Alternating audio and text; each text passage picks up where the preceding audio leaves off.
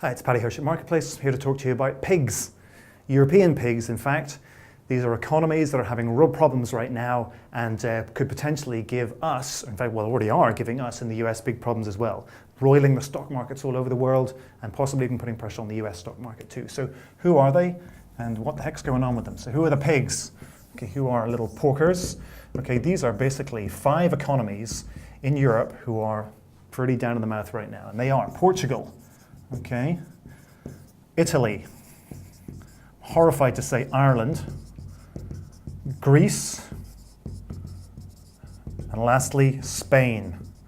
Okay, now what's the issue here? Well, basically, these guys have taken on too much sovereign debt. Okay, they are basically borrowing too much from the market, or basically from the world. And in many cases, what they've done is they've transferred all of that financial risk, okay, the problems with the banks, and they've brought it onto their own balance sheet.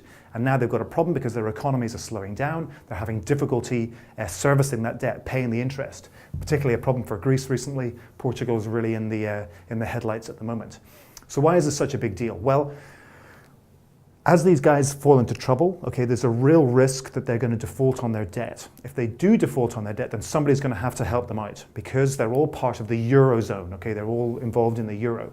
So if they go down, they're going to bring the Euro with them. So in order to bail them out, people are going to be looking at other European countries, other people in the Eurozone to bail them out, France and Germany principally, okay? And what that's going to do is that's going to put that, if Germany has to start bailing them out, it's going to give Germany some real problems. And again, we're going to see some real pressure on the Euro.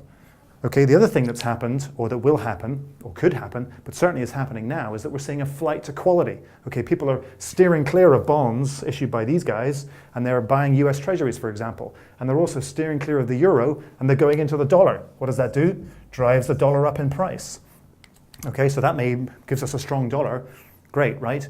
Well, not if you think about it as an exporter, and particularly as an exporter to Europe. Because as the dollar goes up, it makes it more expensive for these chaps to buy our stuff. And because Europe is one of our biggest markets, it means that we're less likely to sell into the market. And that's where we're already seeing concerns about that right now, which is what's affecting some of which is what's affecting the stock market, and also, you know, affecting the dollar as well. Because if we aren't able to export, if we haven't got a buyer in Europe, then it's going to leave America very badly needing a drink.